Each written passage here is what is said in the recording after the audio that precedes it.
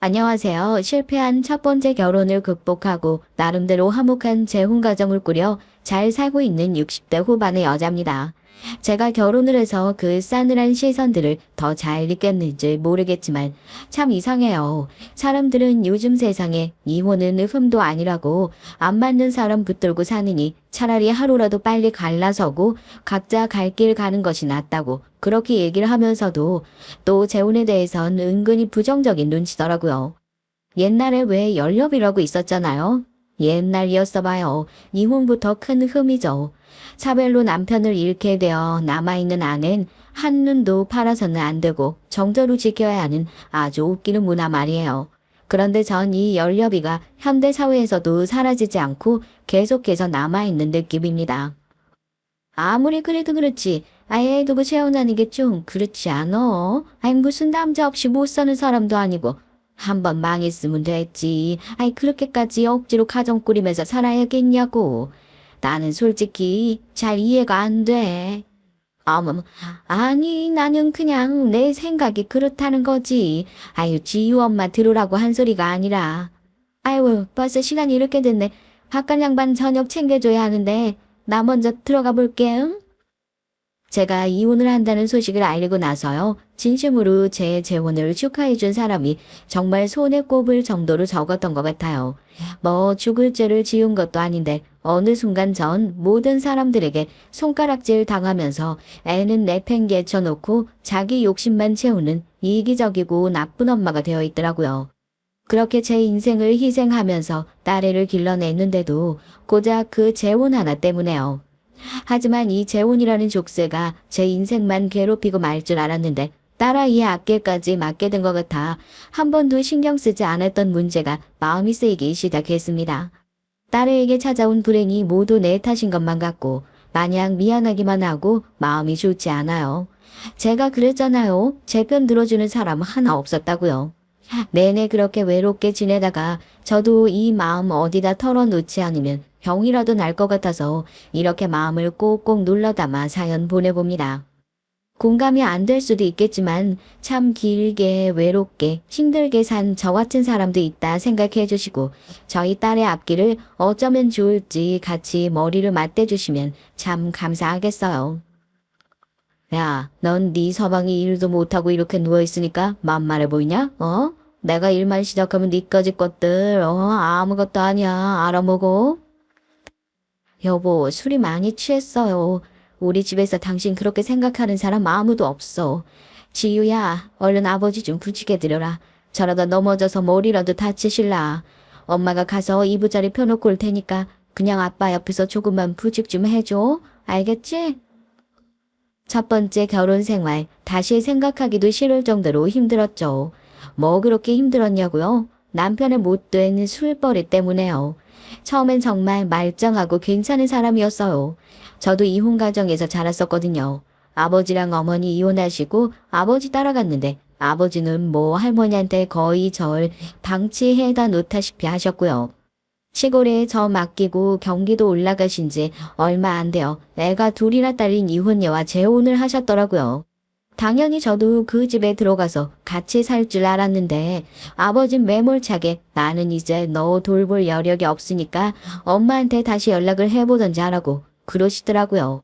그렇게 인생에서 처음으로 가족에게 배신당한 것이 너무나 큰 상처로 남아 있습니다. 그래서 어떻게든지 가정을 지켜내야지 하는 욕심과 집착이 더 강해지기 시작했던 것 같아요. 남편은 일을 하면서 친한 지인의 소개로 만나게 된 사람이었습니다. 그 전까지 연애 한 번을 제대로 못 해본 전 남편이랑 만난 지 6개월도 안 되어 바로 결혼을 하게 됐어요.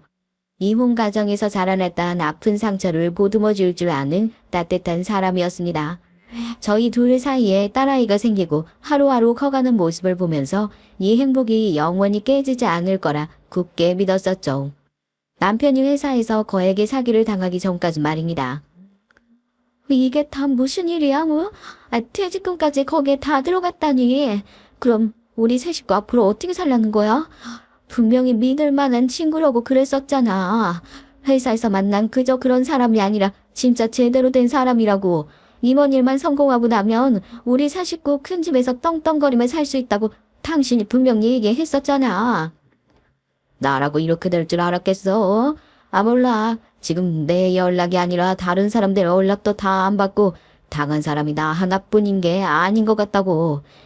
내가 나 잘 되자고 그랬어? 다 우리 식구 먹여 살려자고 그랬던 거잖아. 그때는 좋다고 잘해보라고 해놓고선 이제 와서 일이 잘 안 풀리니까 전부 다 내 탓으로 돌리면 속이 좀 시원하냐? 어? 남편과 같은 회사에 다니던 사람이 부동산으로 큰 돈을 벌었다면서 저희 살림엔 거액의 돈을 투자해봐라 꼬드긴 것이 시발점이었습니다. 투자의 투자도 모르는 저희는 오로지 남편 지인의 말 한마디만 믿고 남편의 퇴직금까지 빼서 몽땅 투자라는 이름으로 쏟아부었죠. 하지만 그 돈이 말도 안 되는 휴지 조각이 되는 데는 3개월도 채 걸리지 않았습니다. 며칠까지 원금의 수익금까지 쳐서 돌려주겠다 호언장담을 하던 남편의 지인은 돈을 보내줘야 할 날짜가 다가오자 핸드폰 번호고 뭐고 싹 다 바꿔버리고 야반도주를 했다고 하더라고요. 저희도 뒤늦게 지인의 집에 찾아가 봤지만 그 앞엔 사기 피해자들만 진을 치고 있을 뿐이었고 그 사기꾼은 온데간데 없이 사라진 상황이었습니다. 애를 키우고 남편과 좋은 집으로 이사를 가고 저희가 꾸고 있던 단꿈은 그렇게 돈과 함께 물거품이 되어 사라져버렸어요. 아무리 힘든 일을 겪더라도 멀쩡한 몸뚱아리만 있으면 언제든지 다시 일어설 수 있다고? 그건 역시 그냥 희망사항일 뿐이죠. 남편은 그 뒤부터 완전히 망가지기 시작했습니다. 돈 잃어 속 쓰린 거야 모두 다 마찬가지일 텐데 그 뒤로 일이 손에 잡히지도 않는지 근무 태도도 아주 엉망이 됐고요. 마음이 힘들다면서 술을 입에 대기 시작한 것이 화근이었죠.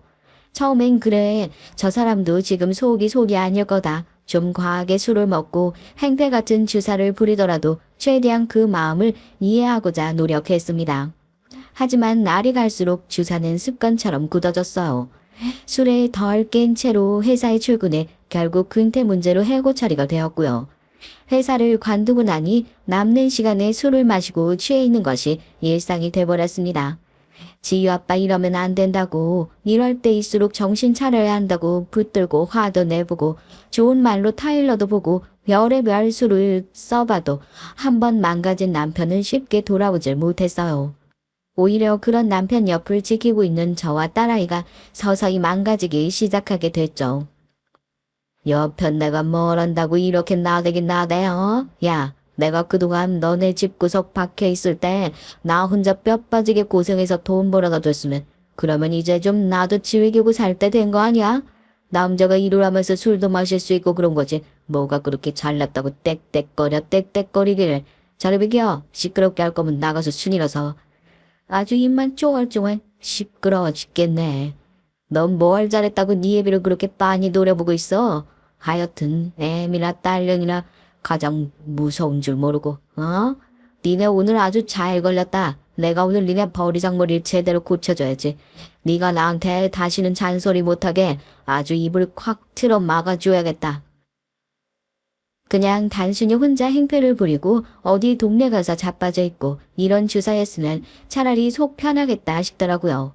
남편이 술 마시고 돌아다니다가 어디 가서 객사라도 했으면 좋겠다. 나중엔 그렇게 싹싹 빌었을 정도였다니까요. 어느 순간부터 남편한텐 정말 못된 버릇이 생겼습니다. 술만 마시면 물건을 그렇게 집어던지더라고요. 그게 또 시작이었던 거죠.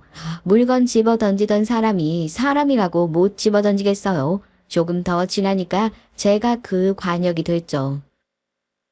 아이고 경찰 아저씨 여기에요 여기 부부싸움도 적당히 해야지. 아 이게 무슨 일이야. 이러다가 진짜 사람 잡겠어.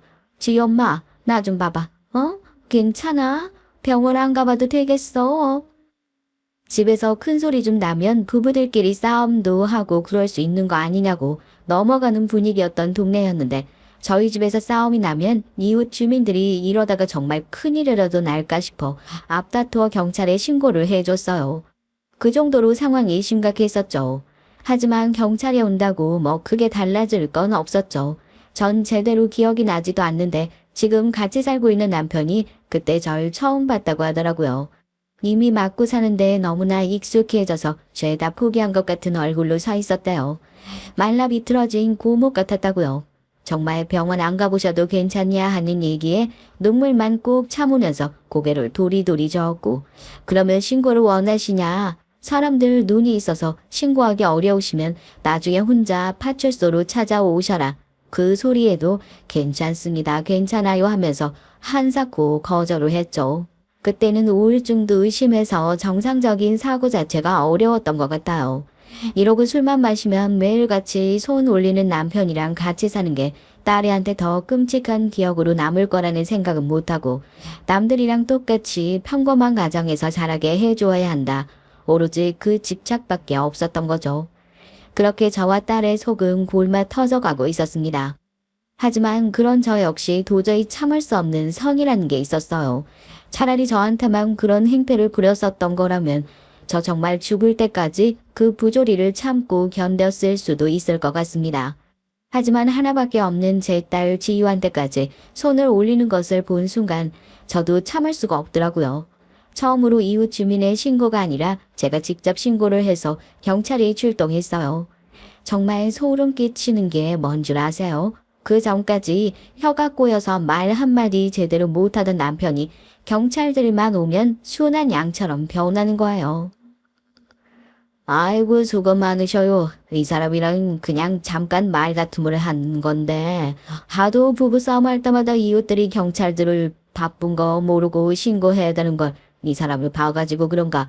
별일도 아닌 거 가지고 바쁜 사람들 오라가라, 응? 당신도 반성해야 돼. 고생하시는데 어떻게 저기 다방에서 커피라도 한 잔 하고 가시겠어요? 남편은 딸아이의 어깨를 꼭 붙잡고 저랑 애를 번갈아 보면서 그러는 거예요. 그 눈빛이 얼마나 형형했던지요. 너네 여기서 입 잘못 놀리면 진짜 다 끝이다. 어디 한번 잘 떠들어봐라 하는 것 같은 그 눈이 너무 무서워서 저희는 정말 꼼짝도 할 수 없더라고요.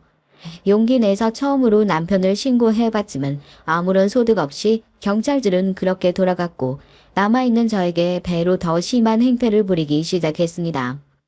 어떻게 네가 네 손으로 나를 신고할 수 있냐? 남편이 빵에 들어가면 그러면 속이 좀 시원하겠냐? 그게 네가 원하는 거냐고요. 그때 정말이지 저 미친 사람이 딸한테 해코지라도 할까 싶어서 그래서 더 아무것도 못했던 것 같아요. 이대로는 못 살겠다. 언제까지 남편한테 이렇게 당하고만 살 수 없다. 갈 수 있는 친정도 없는 주제에 무작정 도망쳐야겠다 짐을 싸게 된 겁니다. 어린 딸애를 붙들고 오늘 엄마랑 도망가서 다시는 아버지 얼굴 보지 말고 그렇게 살자 하니까 딸애도 울면서 고개를 끄덕거려요. 그 모습을 보고 미안해서 가슴이 찢어지는 것 같더라고요. 그렇게 진보다리를 단단히 싸고 집에서 돈이 될 만한 것들을 몽땅 다 챙겨서 남편이 술을 마시고 골아 떨어지기만을 기다리고 있었습니다. 시간이 조금 지나니까 드르렁컥 하면서 술에 찌들어 코를 고는 남편이 깊게 잠들어 있는 걸 확인하고 딸의 손을 붙잡아 마당을 살금살금 나가기 시작했어요. 세상에 자기 식구 나가는 건 또 기가 막히게 알아차리더라고요. 니네 지금 뭐하냐? 어? 여기서 튀기라도 하게? 이것들이 아주 날 파닥으로 보는구나, 파닥으로 봐. 어? 그래, 오늘 아주 끝장을 내자. 니네가 어디 내 손아귀를 벗어날 수 있을 것 같아? 마누라가 돼서 남편 곁을 지켜야지, 어? 내가 다시는 도망갈 생각하지도 못하게 다리 몽둥이를 아주 박살을 내로 통과해야지, 어? 그때부턴 차마 사연으로 다 옮기기도 어려울 것 같아요. 화가는 남편에 정말 무차별적으로 달려들기 시작했고, 전 그 와중에 딸애를 지키기 위해 품속에 애를 꼭 끌어안고 무슨 정신으로 거기서 버티고 있었는지 모르겠어요. 새벽에 시끄러운 소란이 일어나니까 이웃들이 나와서 그 광경을 보고 이러다 사람 죽는다고 저희 남편을 끌어안고 붙들어 안고 했지만 술에 취해서 인사불성이 된 남편을 말리는 건 쉽지 않았습니다. 그렇게 또 한 번 경찰이 오게 됐고, 제 상처를 본 경찰은 그 자리에서 남편을 현행범으로 체포하게 됐어요. 저희도 이대로 못 살아요. 이제 저 사람 제 가족 아닙니다. 제발 저 사람 감옥 좀 갈 수 있게 해주세요, 네. 다시는 저랑 제 딸 건드리지도 못하게 어디다 꽁꽁 가둬주세요. 제발 이렇게 좀 부탁드릴게요. 출동한 경찰관의 다리를 붙들고 눈물을 줄줄 흘리는 저를 보고 사람들은 다 안쓰러워서 혀를 끌끌 차더라고요. 남편은 끝까지 내가 깜빵 들어갔다 나오면 제일 먼저 니들부터 찾아낼 거라고 고래고래 소리를 지르며 경찰들에게 연행되어 끌려갔습니다. 결국 남편은 징역형을 받게 되고 감옥에 가게 됐어요. 개차방 같은 가정에 옥바라지 할 생각은 더더욱 없었으니 저도 이혼 서류로 보냈고 감옥에 있는 남편은 길길이 화를 내면서 제가 가져온 이혼 서류를 박박 찢어버리는 기행을 펼쳤다는 얘기를 전해 들었습니다. 결국 제 뜻대로 이혼을 하게 되고 저랑 딸아이는 비로소 자유를 찾을 수 있게 됐지만 말입니다. 하지만 남편 감방 보내놓고 이혼까지 했지만 먹고 살 생각에 막막해지는 건 변하지 않더라고요. 그렇게 저희 가족에게 도움을 많이 주었던 사람 중 하나가 바로 지금 제가 만나고 있는 남편입니다. 남편이 감옥에 들어갔다는 소식을 전해준 것도 다시는 괴롭힐 수 없게 혹시나 옥살이가 끝나더라도 접근 금지 명령을 내려놓으면 된다. 하나부터 열까지 다 신경을 써주더라고요. 처음엔 그저 저희 동네로 발령받은 지 얼마 안 된 순경이라 사명감도 넘치고 그렇게 저희 딱한 사정을 더 신경 써주는 건가 싶었는데 그러긴 저희 식구한테 잘해도 참 너무 잘했어요. 뭘 바라지도 않고 무조건적으로 베풀어주는 호의를 처음 받아본 거라 처음엔 이 사람이 뭔가 꿍꿍이가 있는 건 아닐까 말도 안 되는 소리지만 전 남편한테 한패는 아닐까 의심까지 했었다니까요. 엄마 이것 봐. 김순경 아저씨가 오는 길에 이거 빵 맛있을 것 같다고 나한테 크림빵 사다 주셨어. 엄마 꽈배기 좋아한다고 꽈배기랑 도너츠도 사오셨대. 얼른 와서 같이 먹자. 예, 너는 아무리 그래도 이렇게 바쁘신 분을 붙잡아두고 이러고 있으면 어떡해. 아유, 죄송해요. 어떡해요. 애가 아직 철이 없어가지고 바쁘실 텐데 오며 가며 신경 써주셔서 어떻게 감사를 드려야 할지 모르겠어요. 아니에요. 제가 지유 보고 싶어서 온 건데요. 지유한테 뭐라고 하시면 저 미안해가지고 다음에 또 못 와요. 오늘 장이 섰는데 꽈배기가 맛있어 보여가지고 지난번에 꽈배기 좋아하신다고 한 게 생각이 나서 사들고 왔어요. 얼른 와서 같이 먹어요. 저희 딸이 남편을 그렇게 잘 따랐습니다. 김순경 아저씨, 김순경 아저씨 하면서 꼭 두 사람 보고 있으면 아빠랑 딸 같다는 말도 안 되는 생각이 들 때도 있었죠. 처음엔 딸을 붙잡고 뭐라도 했었어요. 김순경 아저씨는 바쁜 사람이니까 네가 그렇게 붙들고 앉아서 시간 뺏고 그러면 안 된다고 하고요. 그러다가 정신 차리고 나니까 저도 그 따뜻함에 마음의 안정을 조금씩 찾아가고 있더라고요. 바쁜데 여기까지 와주신 게 고마우니까 따뜻한 밥이라도 한 끼 대접하고 싶다. 식사라도 하고 가셔라. 그렇게 셋이 둘러앉아 밥을 먹는 날들이 많아지고 그러면서 김순경 아저씨가 아내와 사별을 하고 마음이 쉽사리 가라앉지 않아 이 시골까지 일부러 발령을 내달라고 졸라 온 것이라는 사연까지 알게 됐습니다. 그쪽도 많이 힘들었겠어요. 아유 어쩌다 보니까 이렇게 짝 잃어버린 사람들끼리 같이 앉아서 밥을 먹고 있네요. 이것도 다 팔자고 운명인가 보죠. 비슷한 상처를 가진 사람들이어서 그랬을까요? 남편과 전 서로에게 참 커다란 의지가 되고 힘이 됐습니다. 이 사람이라면 결혼 생활이 정말 그렇게 끔찍하지만 하진 않을 것 같다. 또 머릿속에 스멀스멀 그런 생각이 피어오르더라고요. 하지만 주변의 시선도 무시할 수 없었습니다. 이혼한 지 얼마 됐다고 다시 재혼을 하냐. 애 있는 엄마들이 재혼하는 거 너무 이기적이고 이해 안 되는 행동이라고 생각한다. 남편은 저에게 끊임없이 마음을 표현했지만 전 계속해서 그 마음을 받아주지 않고 밀어내기만 했어요. 사람들이 걱정 어린 시선으로 보고 있는 거 저도 어느 정도 공감하고 있었으니까요. 적어도 딸애한테 똑같은 상처를 다시 한번 줄 수 없다. 아무리 이 사람을 사랑하고 마음이 동하더라도 재혼은 절대 하지 말고 나 혼자 그냥 마음이 감정 묻어두고 살자 하면서 저도 억지로 흔들리는 마음을 다잡았죠. 남편은 제가 마음을 밀어내는데도 굴하지 않고 늘 그랬던 것처럼 순찰 나가는 길에 오며 가며 저희 집을 돌려 딸의 안부를 묻고 공부를 도와주고 했답니다. 딸애가 고등학생이 될 때까지 말이에요. 고등학교에 올라간 딸이 시험 공부를 하다 말고 저를 불러요. 뭐 어려운 거 있냐고. 엄마는 공부를 못해서 너 시험 공부를 못 도와줄 것 같다. 그러니까 웃으면서 제 손 붙들고 그럽니다. 엄마 나는 다 괜찮아고요. 무슨 소린가 했는데 이어지는 딸아이의 말에 저 정말 오열할 수밖에 없었습니다. 망했다고 생각했던 결혼 생활에서 그래도 이렇게 소중하고 귀한 보물을 얻게 됐으니까요. 내 인생이 그렇게 바닥까지 곤두박질 친 건 아니구나 하고요. 엄마, 내 눈치 보지 말고 나도 김숙영 아저씨 정말 좋은 사람이라고 생각해. 그러니까 엄마 마음 가는 대로 해. 나도 엄마가 외롭고 슬프지 않았으면 좋겠어. 남들 시선 신경 쓴답시고 엄마 혼자 힘들고 고통받는 거 나 정말 원하지 않아. 그러니까 제발 엄마 하고 싶은 대로 엄마가 제일 행복할 수 있는 대로 그렇게 살아. 응? 아저씨랑 결혼해. 나 괜찮으니까. 언제 이렇게 훌쩍 커버려서 엄마의 마음을 다 이해할 수 있는 나이가 되어버린 건지 딸의 입장에서도 쉬운 결정이 아니었을 겁니다. 저보단 딸애가 한창 주변의 시선 더 신경 쓸 나이잖아요. 그 고사리 같은 손으로 우는 제 등을 토닥이면서 엄마의 행복을 진심으로 바라주는데 저 자식 농사 하나만큼은 남들한테 뒤지지 않게 참 잘했다 그런 생각했어요. 친정 부모님도 안 계시고 재혼이 뭐 그렇게 동네 잔치도 아닌데요. 식도 안 올리고 혼인신고만 하지 않고 그렇게 남편과 살림 합쳐 살기 시작했습니다. 응원하는 사람 반, 손가락질하며 욕하는 사람 반이었던 것 같아요. 어떤 사람들 눈엔 제가 남편 감옥 보내고 다른 남자랑 살림 차리고 사는 그런 파렴치한으로 보이기도 할 테니까요. 하지만 더 이상 그런 주변의 수군거림에 신경 쓰지 않았습니다.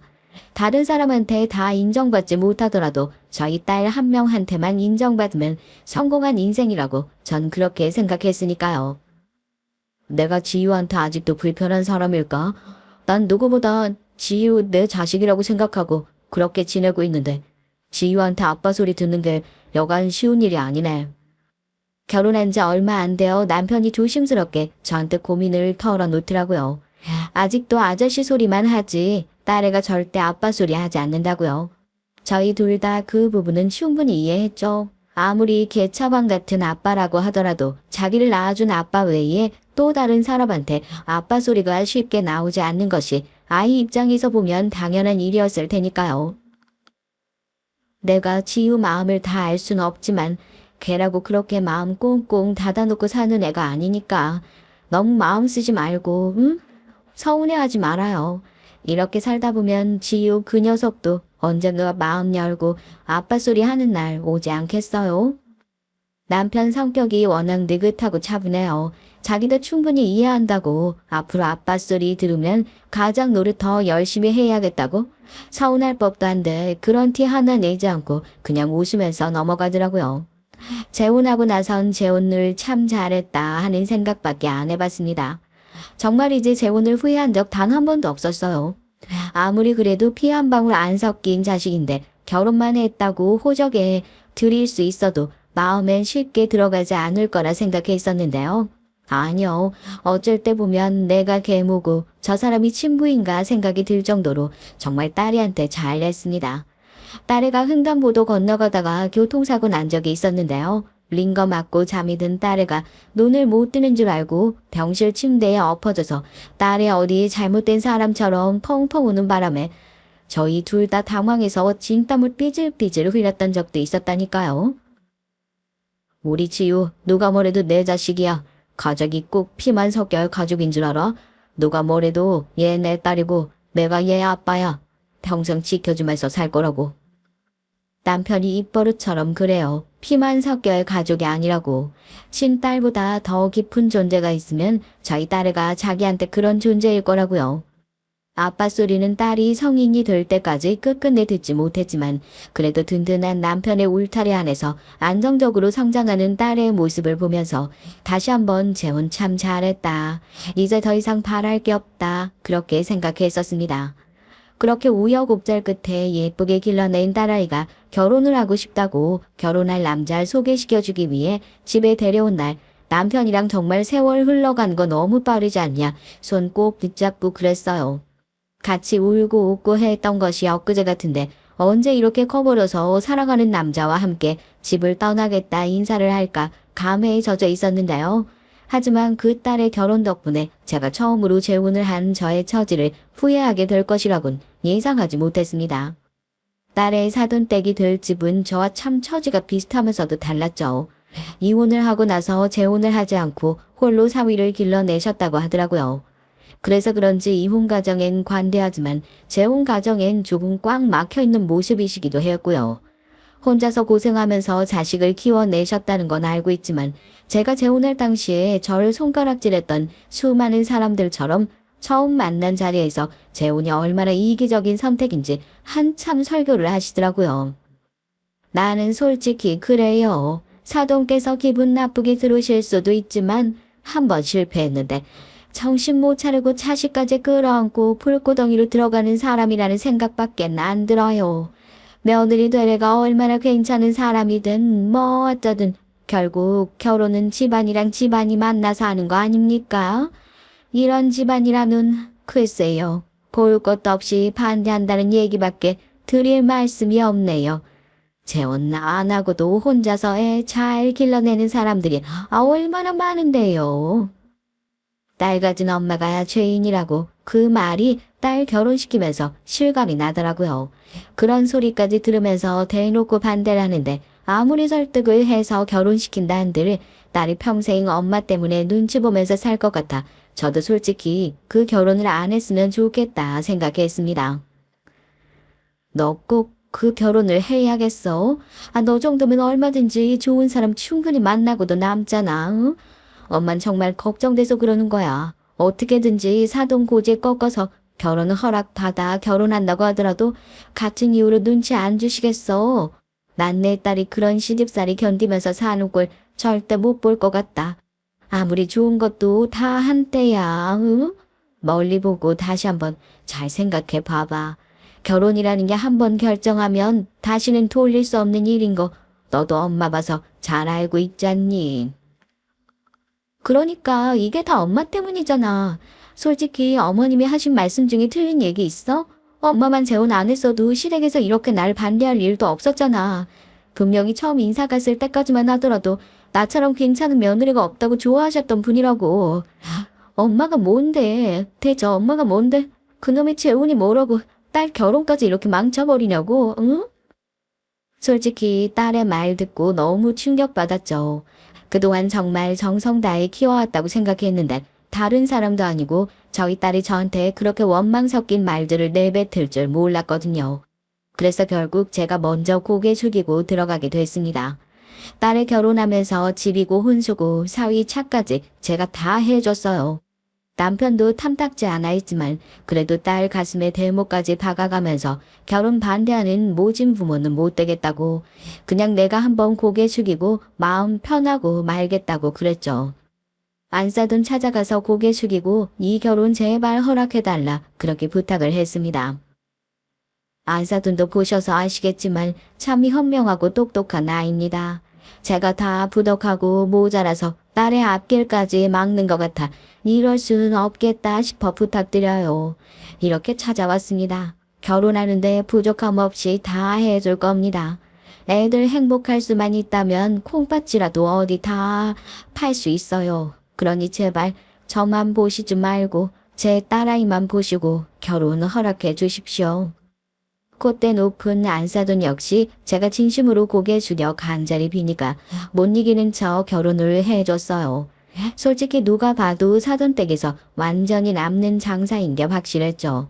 사위 직업 뭐 그렇게 대단하지도 않은 회사 다니고 있으면서 모아둔 돈도 크게 없는데 결혼하자마자 집 생겼지 차 생겼지 결혼식 비용 저희 쪽에서 다 부담했지.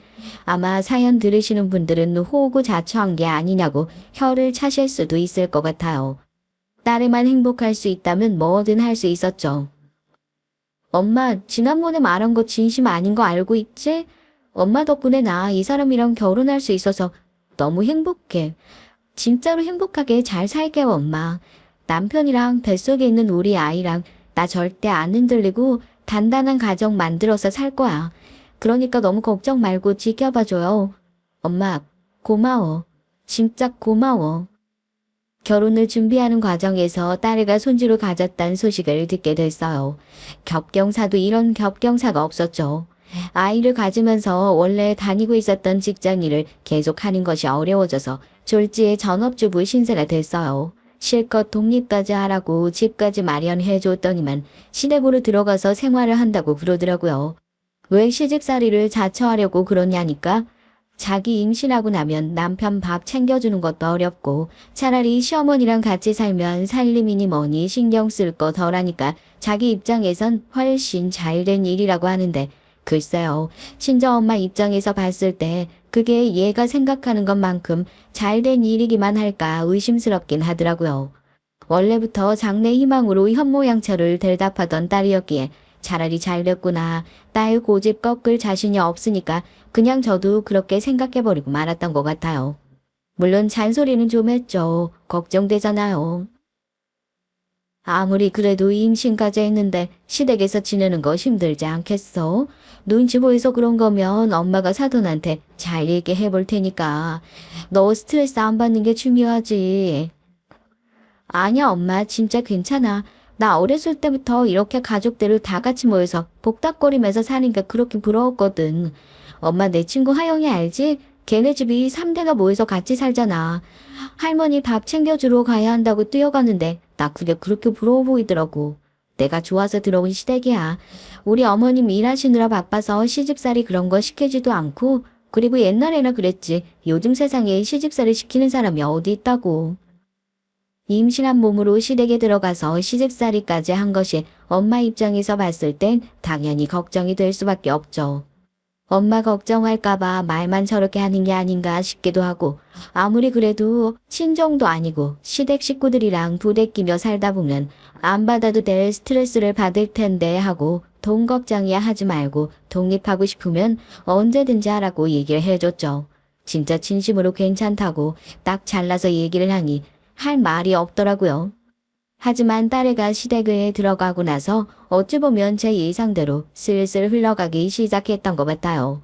처음엔 연락이 잘 안 되더라고요. 이제 슬슬 입덧도 하고 할 텐데 뭐 먹고 싶은 거 있으면 엄마가 해가지고 가져다 줄 테니까 언제든지 연락하라고. 시댁에 사람 왔다 갔다 하는 게 자기가 스트레스 받아서 그런다고 먹고 싶은 것도 없다고 그래요. 너는 집에서 노는 애가 전화를 무슨 1시간씩 하고 그래요? 전화비는 땅 파면 그냥 나오는 줄 알아? 엄마, 나 지금 시어머니가 급하게 부르셔서 전화 이만 끊어야 할 것 같아. 내가 잘 생각해보고 뭐 필요한 거 있으면 바로 연락할 테니까, 응? 알겠지? 거기서 뭔가 딱 이상하다 싶더라고요. 언젠가부터 딸이랑 통화를 하고 있으면 저기서 안 싸더니 큰 소리로 딸애한테 뭐라고 훈수로 들은 소리가 쩌렁쩌렁 들려요. 혹시라도 애가 뭐 잘못을 해서 혼나기라도 하는 건가 걱정이 돼서 시어머니가 너한테 뭐라고 하냐, 너 시댁에서 무슨 일이 있냐 그러면 아니랍니다. 시어머니가 어린이집에서 애기들 보는 것이 버릇이 돼서 집에서도 큰 소리로 사람을 부르고 하는 것뿐이라고. 자기만큼 고부관계 좋은 사람 또 없을 거라면서 걱정을 붙들어 매라고 그러는 거예요. 여보, 아무래도 안 되겠어. 지유 저거 전업주부로 집안에 들어가 있으면서 안사돈한테 구박이라도 받고 있는 것 같아서 내가 가슴이 떨리고 걱정이 돼서 밤을 못 자겠어. 애가 절대 안 된다고 하긴 하는데 아무래도 사돈댁을 한번 갔다 와야지. 잘 살고 있는 거 내 눈으로 봐야 나도 속이 좀 편할 것 같아. 무슨 일 있으면 당신한테 바로 연락할 테니까 우선 나 혼자 다녀올게요. 또 사돈댁에서 친정 부모님 다 끌고 왔냐고 그런 거 가지고 트집 잡을까 봐서. 아무리 그래도 그런 소리를 들었는데 걱정이 안 될 부모가 어디 있겠어요. 제 두 눈으로 딸이 말짱히 잘 지내고 있는 걸 봐야 저도 마음이 놓일 것 같아 가정 방문을 한번 해야겠다 결심했습니다. 산모한테 좋다는 음식을 바리바리 싸가지고 그렇게 딸애가 있는 사돈댁으로 향했죠. 아무런 연락도 없이 불쑥 찾아온 절 보고 당연히 놀랄 수밖에요. 배는 불러가지고 아무래도 얼굴이 좀 까칠해진 것이 스트레스를 받고 있는 것 같더라고요. 내가 낳은 자식인데 이상한 낌새가 있으면 제가 바로 알아볼 수 있잖아요. 이거 뭔 일이 있구나 싶더라고요. 네가 통 이것도 싫다 저것도 싫다 하니까 엄마가 그냥 말 안 하고 찾아와서 놀랐지? 엄마가 그래 요즘 늙어가지고 내 눈으로 잘 있는 거 확인 안 하면 도저히 잠을 못 자겠다 싶더라니까. 산모한테 좋은 거 이거저거 다 싸놨으니까 오늘은 그냥 아무런 걱정하지 말고 엄마가 해준 맛있는 밥 먹고 얘기도 좀 하고 평소처럼 그렇게 있자, 응? 나야 엄마 오면 좋지. 너무 좋은데 오늘 시어머니가 어린이집에서 조금 일찍 돌아오신다고 하셔가지고 집에 손님 오는 걸 별로 안 좋아하시는데 말도 없이 친정엄마 불렀다고 또 한 소리 들을까봐 그렇지. 이따가 어머님 오시면 엄마가 얘기 좀 잘 해줘야 돼. 아무리 그래도 집까지 찾아오는 사돈댁 문전박대 하겠냐고. 넌 참 별 걱정을 다 한다고 하고 딸의 줄 요리를 주방에서 준비하기 시작했어요. 이제막 제대로 뭘 볶고 지지고 하려고 하는데 냉장고를 열어보니까 다진 마늘이 안 보이더라고요. 딸애한테 얘기하니까 아무래도 다진 마늘이 뚝 떨어진 것 같다고 자기가 얼른 나가서 사오겠다고 그래요. 제가 그런 딸을 막아섰죠. 임산부 몸에 찬바람 들락날락하면 안 좋다고. 엄마 불러뒀다가 뭐 하냐고 제가 사러 나가겠다고요. 지갑을 챙기려고 보니까 딸의 방에 가방을 두고 왔길래 지갑만 챙겨서 얼른 갔다 와야겠다 하고 가스불을 끄고 방 안으로 들어갔습니다. 그런데 제가 방 안으로 들어가자마자 비밀번호 누르는 소리가 들리더니 사돈이 다시 돌아왔더라고요. 저도 지갑을 얼른 챙겨가지고 나가려고 하는데 화가 난 사돈의 목소리가 더 먼저였습니다. 타오이고 기가 막혀서 정말. 야, 너 아주 집에서 비표를 차려놓고 먹는다, 어? 집에서 빈둥빈둥 있는 것도 꼴 보기 싫어 죽겠는데 너 오늘 네 남편 아침밥도 제대로 안 챙겨줬다면서? 뭐 몸이 무겁네 어쩌네 하면서 남편 아침밥도 제대로 못 챙기는 주제에 넌 우리 다 내보내놓고 이렇게 호화스럽게 상차려서 처먹고 있으니까 좋니? 어? 좋아. 어머님 그게 아니라요. 제 말씀 좀 잠깐 들어주세요. 이게 다 어떻게 된 일이냐면요. 떼딱 말 같지도 않은 변명 듣고 싶은 생각도 없어. 아이고 어쩌다 집안에 이렇게 식충이 빈대 같은 게 들어와가지고는 아이고 이거 처먹으라 입에 고춧가루 그대로 묻어있는 거 봐라. 아주 꼴도 보기 싫어 죽겠네. 이건 좀 아니다 싶어서 저도 얼른 방에서 나가 상황을 말리려고 하는데 사돈댁이 제 딸을 못마땅하게 바라보더니 뺨을 탁하니 올려붙이는 게 아니겠어요? 사돈 지금 뭐 하시는 거냐고 비명을 지르면서 제가 나갔고 딸애는 제 얼굴을 쳐다보지도 못하고 바닥에 주저앉아 울고 있더라고요. 제가 집에 있는 줄도 몰랐던 사돈은 그제서야 당황해서 어쩔 줄을 몰라 하고요. 임신한 딸이 시댁에서 제대로 챙겨 먹고 있지도 못한 것 같아서 걱정돼서 음식 챙겨왔습니다. 이 집은 손주 품고 있는 애가 잘 먹는 게 그렇게 꼴배기가 싫으셨어요? 아니요, 사돈 그런 게 아니고. 너 얼른 니네 엄마 온다고 이 얘기를 해야지. 왜 말도 안 해가지고 이렇게 곤란한 상황을 만들어? 어? 하여튼 뭐 하나 제대로 잘하는 게 하나가 없어가지고. 아유 답답해 죽겠네. 그러게 사돈이 차려주신 거다. 네가 진작에 말을 했으면 이런 일도 없었을 거 아니야. 제가 딸 얻어맞는 것도 뻔히 봤는데도 죄송하다 미안하다 소리 한마디도 안 하고 그저 제 딸 탓을 하기 바쁜 사돈을 보면서 이걸 어떻게 조져야 내 속이 시원할까 그 짧은 순간에 머리를 굴리게 되더라고요. 이럴 땐 남편이 있는 게 얼마나 든든한지 몰라요. 무슨 일 생기면 바로 연락하겠다고 남편한테 아침에 그렇게 말하고 나왔던 것이 생각이 나가지고 얼른 핸드폰을 들어 남편에게 전화를 걸었습니다. 사돈이 그렇게 욕하던 제 남편이 경찰인 거 모르고 계셨나 봐요. 내 귀한 딸 얼굴에 손 올렸으니 경찰인 애 아빠가 가만히 있을지 모르겠네요. 우리 딸 몸에 마음에 상처 줬던 만큼 내가 똑같이 되갚아 줄 테니까. 여보, 내가 정말 기가 막혀서 말이 안 나와. 여기 왔더니 우리 딸 완전히 학대당하면서 살고 있더라니까. 방금 다 안사돈한테 뺨 얻어맞는 걸 내가 직접 봤어. 뭐하고 있어? 당장 경찰에 신고해가지고 출동하지 않고. 이거 바로 현행범으로 체포해 갈 수 있는 거 아니야? 응? 제 얘기를 듣자마자 저희 남편 머리 꼭대기까지 화가 나가지고는 당장 자기가 가겠다고 꼼짝하지 말고 거기서 기다리라고 그러더라고요. 사돈댁은 무슨 집안 사람들끼리 조금 다툰 거 가지고 경찰까지 부를 일이냐고 화난 건 알겠지만 고정하시라고 절 뜯어 말리더라고요. 딸이 얻어맞는 거 코앞에서 바르고 웬 정신일 일이 없죠. 이거 놓으시라고 이제 와서 지금 체면이라도 차리고 싶으신 거냐고 하고 절 말리는 안사돈을 뿌리쳤습니다. 얼마 지나지 않아 남편이 제가 찍어준 주소를 보고 사돈댁으로 한달음에 달려왔어요. 정말 문을 부술 것처럼 박차고 들어와선 제일 먼저 딸아이의 몸 상태를 살피더라고요. 남편이 딸의 팔을 확 잡아 걷으니까 거뭇거뭇한 흔적이 보이는 게 아무래도 손찌검이 이번 한 번이 아니었구나 싶어 정말 입술이 파들파들 떨릴 정도로 화를 주체할 수가 없었습니다. 남편도 마찬가지였나 봐요. 이게 다 뭐냐고, 우리 딸 시집와서 맞고 사냐고, 진짜 눈두덩이가 시뻘개졌죠. 엄마, 아빠 정말 죄송해요. 저 진짜 어떻게든지 이혼 안 하고 잘 버티고 살아보려고 했는데 내 뜻대로 되질 않더라고요. 미안해. 정말 미안해.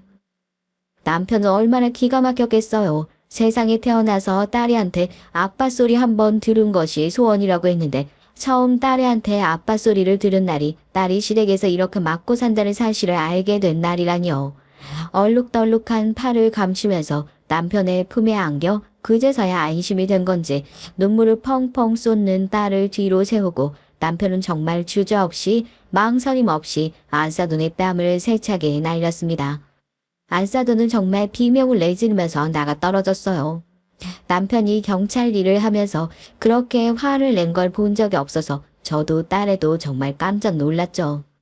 내가 무슨 일이 있어도 우리 딸 평생 지켜주겠다고 말했지. 우리 딸 다 괜찮아. 아빠 왔잖아. 이따 다 괜찮으니까 아무 걱정하지 마. 저 사람들 제대로 벌 받을 수 있도록 아빠가 끝까지 책임지고 싸울 테니까. 넌 아무런 걱정하지 말고 얼른 이 말도 안 되는 집구석에서 나와. 알겠어? 당신 똑똑히 들어. 이제부터 난 내 딸 지키려고 경찰 명예든 뭐든 다 걸고 당신 인생 종치게 만들 거야. 내 딸 건드렸으면 그 정도 각오는 하고 있겠지. 아이고 바깥사돈 그게 무슨 말씀이세요. 저 정말 동네에 소문이라도 남은 어린이집 쫄딱 망합니다. 네. 시어머니가 그냥 가볍게 며느리 교육시켰다 생각해 주시고 제발 한 번만 용서해 주세요. 아예 세아가 넌 시어머니가 정말 경찰서 끌려가야 속이 시원하겠어. 사돈 제가 이렇게 싹싹 필 테니까 제발 한 번만 용서해 주세요. 상황이 심각하게 흘러가는 걸 알아차린 안사돈은 그제야 저희 부부와 딸의 앞에 무릎까지 꿇어가면서 용서를 빌었습니다. 용서를 비는 이유도 딸애한테 진심으로 미안한 마음이 들어서가 아니라 혹시나 원장이 경찰서에 왔다 갔다 한다는 소문이 동네에 퍼져 어린이집에 손님이라도 떨어질까 걱정해서 그랬다는 것이 뻔히 보이니까 더 용서가 안 되는 거죠. 시시비비는 경찰에 가서 따지자고 전 딸애를 데리고 병원으로 남편은 안사돈을 데리고 경찰서로 향했습니다. 그래서 사돈댁 제대로 벌을 받았냐고요? 남편이 자신의 경찰 명예를 들고 안사돈의 죄를 따져 묻겠다고 하다니 정말 속 시원한 복수를 저희 대신 해줬어요. 사실 제 딸에게 손찌검 한 것만 가지고 뭘 엮어 고소를 하기엔 처벌이 너무 약하다 싶었거든요. 제가 병원에서 떼어온 딸의 진단서는 이혼 소송을 하는데 적극 활용을 하고 남편이 모든 경찰 인맥을 동원해서 안사돈 먼지 한 톨 안 나올 정도로 탈탈 털어낸 덕분에 어린이집에서 그동안 애들 몫으로 나온 지원금을 몰래 빼돌려 자기들 배불리며 이용한 정황을 밝혀낼 수 있었습니다. 그동안의 악행이 그대로 까발려진 안사돈은 저희 남편에게 애걸복걸하면서 한 번만 모른 척 해주십사 부탁을 했지만 저희 남편 들은 척도 안 하고 콧방귀만 뀌었고요. 그렇게 안사돈은 저희 가족뿐만 아니라 어린이집에 다니고 있는 원생들, 학부모들에게 엄청난 양의 고소를 당해 앞으로 그거 대응하면서 허송세월 보낼 거라는 기쁜 소식을 전해 들었네요. 딸애는 지금 저희 집으로 와서 남편과 저와 함께 지내며 이혼 소송을 제대로 준비하고 있는 상황입니다. 그동안 시댁에서 워낙 고생 많이 하면서 지냈으니까 그 마음의 상처를 치유하는데 생각보다 오랜 시간이 걸릴지 모르겠어요. 그것 또한 그동안 딸과 너무 멀게 지내왔던 저희의 업보라고 생각하고 서로 의지하면서 살아보려고요. 사연을 들으시는 분들께서도 저희 딸애가 저희 품 안에서 홀로 서기를 잘할 수 있도록 따뜻한 응원 한마디 남겨주신다면 큰 힘이 될 것 같습니다. 세상에서 사랑받으며 사는 모든 사람들이 아프고 다치는 일이 없기를 간절히 바라면서 저도 그러면 이 긴 제 인생 얘기, 제 사연 마무리해보도록 하겠습니다. 모쪼록 끝까지 제 얘기를 들어주신 분들의 인생과 앞길에 행복만 가득하길 기원할게요. 감사합니다. 요즘은 사람의 탈을 쓰고 사람인 척 살아가는 사람들이 정말 많은 것 같아요. 가끔 인터넷이나 TV 프로그램을 봐도 동물이 사람과 더 깊이 교감하는 경우도 많고, 종을 뛰어넘고 먹이 사슬을 뛰어넘어서 약한 동물을 더 아껴주고 보호해주는 동물들도 많더라고요. 근데 요즘은 이런 동물들보다 못한 사람들이 너무 많은 것 같네요. 가끔 사람이 아닌 것 같은 짓들을 하는 사이코패스나 정신병자들도 많지만, 제 주변엔 그런 정신에 문제가 있거나 결함이 있지도 않으면서 주변 사람들에게 깊은 상처만 남기는 사람들도 있더라고요. 바로 저희 시아버지 같은 사람이요. 지금은 좀 해결되긴 했지만 이 사람이 어떤 사람이고 우리 가족들이 어떤 피해를 입었는지 좀 하소연하고 싶어서 이렇게 사연을 보냅니다. 혹시나 주변에 또 이런 사람으로 고통받고 있는 누군가가 있다면 꼭 빨리 벗어나길 바라는 마음으로요. 저희 시어머니는 처음 만났던 날이 아직도 눈에 선해요. 전 법원에서 일하는 행정지의 공무원이에요. 딱히 취미나 특기는 없고 그냥 태어난 김에 사는 재미없는 사람이었습니다. 그냥 여자로서 가질 수 있는 번듯한 직장에서 일하자 해서 가지게 된 직업이었답니다. 그냥 저녁 시간만 까먹고 퇴근하면 집에 가는 집순이다 보니 같이 일하는 동료가 남자 좀 사귀어보라고 소개시켜준 게 남편이었고요. 잘 나가는 젊은 대학 교수라는 말이 호흡해서 만났는데 다른 것보다 사람이 참 반듯하고 선했어요. 재미없는 절 예뻐해주고 절 보고 계속 웃어줘서 이 사람이 나한테 뭐 바라는 게 있나 싶었습니다. 난 그렇게 예쁘지도 않고 부자도 아닌데 왜 이렇지 했거든요. 나중에 사이가 깊어지고 내가 그렇게 매력적이지도 않은데 나를 왜 만나려고 했냐고 하니까 사람이 꾸밈 없고 수수하면서도 참한 게 보자마자 자기 엄마 생각이 나서 좋았다고 하더라고요. 속으론 이 남자 마마보이인가 했는데 시어머니를 처음 보고 저도 어머니 팬이 됐어요. 어머니가 운영한다는 식당에 데려갔는데 정갈하고 아담한 식당이었습니다. 근데 손맛도 진짜 좋으시고 식당이 참 깔끔하더라고요. 한정식 집이었는데 손님이 꽤 많았어요. 만나는 사람을 데려온 건 이번에 처음이라고 하시면서 잘 왔다고 손을 잡아주셨죠. 말을 많이 하진 않으셨지만 연신 웃어주셨고 밥 많이 먹고 가라고 뭘 좋아하는지 일일이 물어주시더라고요. 제 직업이 뭔지 부모님이 뭘 하시는지 그런 것보다 아들이 좋아하는 여자라면 나도 좋다라는 마음을 그냥 눈빛과 태도로 다 보여주시는 것 같았어요. 깊은 대화를 하지 않아도 정말 따뜻하고 좋은 분들이시구나 하는 걸 알 수 있었죠. 이런 분에게서 자란 사람이라면 꼭 결혼해야겠다. 나한테 시어머니가 있다면 꼭 저분이었으면 좋겠다. 이런 생각이 들더라고요. 남편도 좋았지만 시어머니가 더 좋았어요. 전 늘 살면서 엄마가 고부 갈등으로 고통받는 걸 봐왔거든요. 그래서 결혼에도 관심이 없었습니다. 근데 저런 분과 가족이 된다면 정말 좋은 가정을 이룰 수 있겠다 싶은 거예요. 시어머니를 만나고 나서 남편한테 정말 마음을 많이 연 것 같아요. 그 이후로 시어머니가 뭘 좋아하시는지, 어떤 색깔 옷을 즐겨 입으시는지, 시어머니 음식 취향이나 태어난 곳 등등 시어머니에 대해서 묻기 바빴죠. 하루는 남편이 토라져서 아니 아영신 맨날 우리 엄마한테만 관심 있고 나에 대해선 그렇게 궁금해하거나 물어보지 않잖아요. 나 정말 서운해요.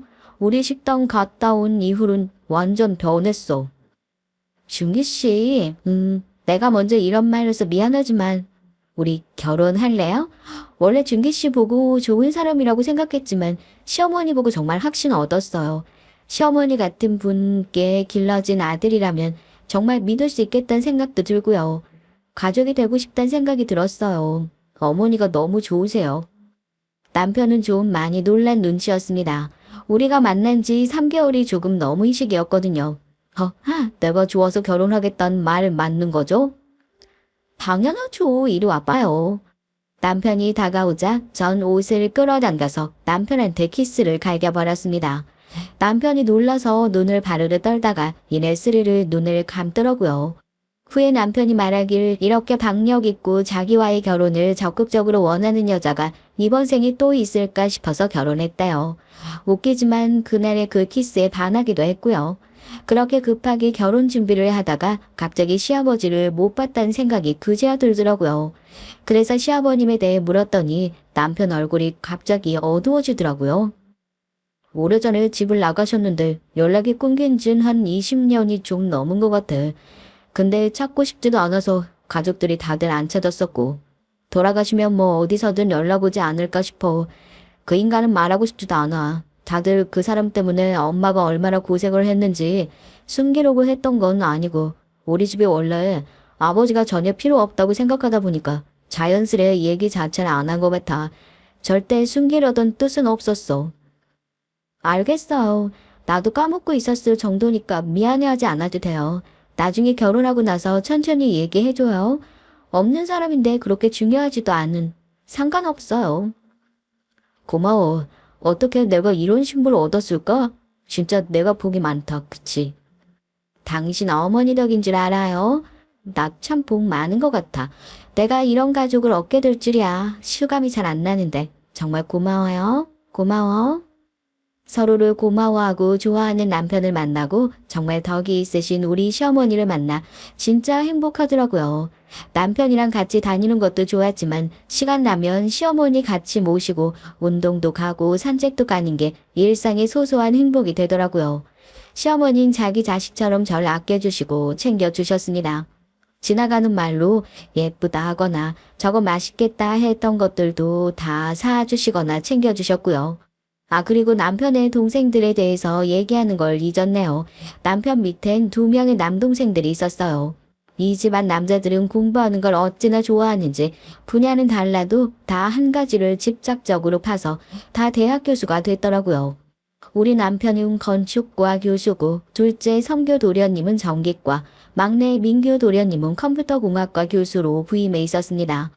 대체로 아들 셋을 어떻게 이렇게 반듯하게 키우신 건지 비법을 알고 싶을 정도였죠. 제가 결혼한 이후로 시어머니를 모시고 자주 놀러도 가고 외식에 여행도 자주 가고 하니까 도련님들이 계속 질투를 하더니 만나는 여자가 생겼다고 하면서 여자들을 집에 데려오더라고요. 성규 도련님은 같은 대학 교수를 데려오고 민규 도련님은 엘리트 은행원 아가씨를 데려왔더라고요. 둘 다 데려오고 얼마 안 돼서 결혼을 했습니다.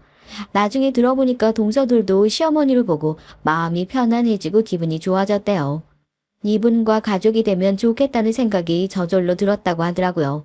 이상하게 저희 셋 다 시어머니를 보고 남편에 대한 확신이 생긴 게 정말 웃겼습니다. 삼형제들은 성격이 사실 다 침착하고 조용한 편인데 우리 며느리들이 잘 웃고 목소리들도 크고 잘 먹고 그래서 다들 한 집에 모이면 시끌벅적 웃음소리가 끊이지 않아서 좋았어요.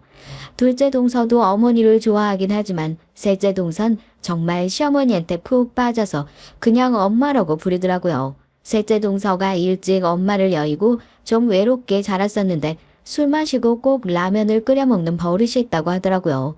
술만 먹으면 그렇게 엄마가 끓여주는 라면이 먹고 싶어져서 그렇다는데 아무리 끓여도 그 맛이 안 난다고 라면 먹으면서 많이 울었다고 하더라고요. 참 고소하고 맛있었는데 어떻게 끓이는지 모르겠다고요. 근데 시어머니가 그 얘기를 듣더니 갑자기 라면을 끓여주시면서 술 먹고 엄마 생각하지 말고 라면 먹고 싶거든 언제든 나한테 오면 된다고 하시면서 라면을 주셨나 봐요. 그날부터 고부가 아니라 그냥 모녀가 됐어요. 그리고 라면 맛이 딱 엄마가 끓여주신 라면 맛이라고 하더라고요. 참 신기하죠. 자주 가서 어머니 식당도 도와드리고 자주 주물러도 드리고 그냥 저희들끼리만 있어도 오순도순 참 재밌고 즐거웠습니다. 그 인간들이 오기 전까진 말이죠. 일요일 낮에 다 같이 어머니 집에 모여서 밥을 먹고 가족끼리 거실에서 거의 드러눕다시피 하고 쉬고 있었어요. 일주일에 한 번씩 상황이 되면 시어머니 사시는 집에 오는데 다들 농담도 하고 옛날 얘기도 하면서 놀고 있었는데 갑자기 경비실에서 연락이 왔어요. 갑자기 남편이라고 하시는 분이 찾아오셨는데 맞는지 확인 좀 부탁한다는 거였죠. 다들 남편 이러는데 설마 하는 생각이 들더라고요. 바로 그 인간 옛날 얘기처럼 한때 존재했었다고 하더라고. 전에 들은 어머니의 남편. 그 사람이 드디어 나타나고야 만 거였죠. 언젠가 살면서 이런 날이 오지 않을까 했는데 생각보다 그 일이 빨리 일어나더라고요. 신혼여행 가서 남편한테 들었어요. 꽃밭에 있던 시어머니를 진창에서 뒹굴게 했던 그 악명 높은 시아버지에 대한 얘기들을요. 신혼여행 가서 침대에 누워서 이런저런 얘기를 하다가 그래도 알고는 있어야 할 것 같다고 하면서 남편이 말을 꺼내더라고요. 시어머닌 그 시절에 있는 집에서 태어나 교육도 많이 받으시고 얼굴도 예쁘셨대요. 그림을 잘 그리셔서 미대에 다니시고 유학도 가려고 마음먹을 만큼 부자셨나 봐요. 그런데 갑자기 집안이 망하고 충격으로 아버지도 돌아가셔서 집안 형편이 갑자기 어려워지셨대요. 다니던 대학교도 학비를 낼 형편이 안 되고 가세가 확 기울어졌는데 주변 친척들이나 어머니가 빨리 시집 가는 게 집을 도와주는 거라며 부잣집에 시집을 보냈답니다. 처음 만난 남편은 얼굴로 반반하고 꽤 친절하게 잘 대해줬대요. 집안이 망했다고 무시하지 않아 마음에 들었고 이 정도 형편이면 나중에 친정도 좋은 도와줄 수 있고 취미로라도 그림을 다시 그릴 수 있지 않을까 생각하셨답니다. 결혼하고 딱 한 달 그 기간 동안 예뻐해주고 사랑해주고는 임신했다는 소리에 내뱉는 소리가 왜 벌써 애를 빼고 지랄이야 였다네요. 시아버지는 집안만 믿고 돈도 흥청망청 쓰고 아무 기술도 능력도 그리고 의지도 없는 사람이었답니다. 자기 아버지가 잘 나가는 사업가니까 모든 재물이 늘 풍족했고 나중에 회사나 경영하면서 살면 된다고 하면서 그 어떤 노력도 하지 않았답니다. 아버지가 꾸중하고 뭐라고 해도 천성이 그랬는지 고쳐지지 않았대요. 원래 막내 아들이라 그래 어쩔 수 없지 하고 오냐오냐 키웠는데 그 위에 형의 사고로 죽게 되면서 갑자기 집안의 장남이 된 거죠. 갑자기 변한 환경에 적응도 안 되고 더구나 책임감이라고는 눈꼽만큼도 없는 사람이 하루아침에 변할 리가 있나요? 철이라도 들라고 어른들이 결혼을 시켰는데 처음에 잘 보이고 싶어서 조심조심 연기하더니 나중에 결국 본색을 드러냈답니다. 하여간 임신했다는 소리에 그날로 집 밖에 나와서 자고 오기를 밥 먹듯이 하고 이 집 저 집 술집에 드나들면서 돈 퍼나르기 십상에다가 나중엔 결국 도박에도 손을 대셨대요. 그나마 여자들 만나서 돈 퍼주기 하실 땐 괜찮았는데 도박을 하고 나선 아 정말 죽겠구나 큰일 났다 싶으셨답니다. 아이 태어날 때도 시어머니 혼자 나오셨대요. 집만 덩그러니 있고 집안에 돈 될 만한 건 남편이 다 들고 나가서 팔아치우는 통에 아이를 낳아서 키울 걸 생각하니까 눈앞이 캄캄하셨답니다. 혼자 조금씩 소일거리 하면서 돈을 모으면 남편이 절대 찾지 못할 때다 숨겨놓고 가슴 졸이곤 하셨대요. 물론 어머니가 머리가 좋아서 한 번도 들킨 적이 없다고 하시더라고요. 그 외로운 걸 어떻게 견디셨을까 생각하니 저도 모르게 눈물이 나더라고요. 시어머니 생각하면서 둘이 같이 울었습니다. 눈물 닦아주고 울고를 반복했네요. 만삭됐을 때 몇 달 만에 집에 찾아와선 쓱 한번 보더니 돈 될 만한 거 찾아서 가져가고 친척들이 삼형제 돌 때마다 돈 모아서 금반지를 선물해 줬었는데 닫았던 것도 다 가져가 버리고 남는 게 없었대요. 애들 셋이나 만들었지만 애들 이름 한번 지어준 적이 없었다네요. 임신해서 울다가 맨날 밤하늘에 별들 보면서 소원을 비셨대요. 남편 복은 없지만 자식 복만큼은 내려주세요. 이 아이들이랑 꼭 행복하게 잘 지낼 수 있도록 해주세요 하면서 소원을 빌어서 삼형제 이름에 다 별 기우자가 붙은 거라고 하셨대요. 하지만 엄만 강하잖아요. 이대로는 도저히 안 되겠다 싶으셨답니다. 계속 집에 와서 이것저것 다 팔아대는 통에 당장 생활비도 없을 지경이라 남편이 잘 모르는 얼마 남지 않은 전답이랑 시골집 문서가 있었답니다. 빠르게 팔아서 삼형제 데리고 이사를 가셨대요. 어차피 집에 제대로 들어오지도 않는 남편이니까요. 애는 셋이나 되는데 어찌해야 할지 너무 막막하셨답니다.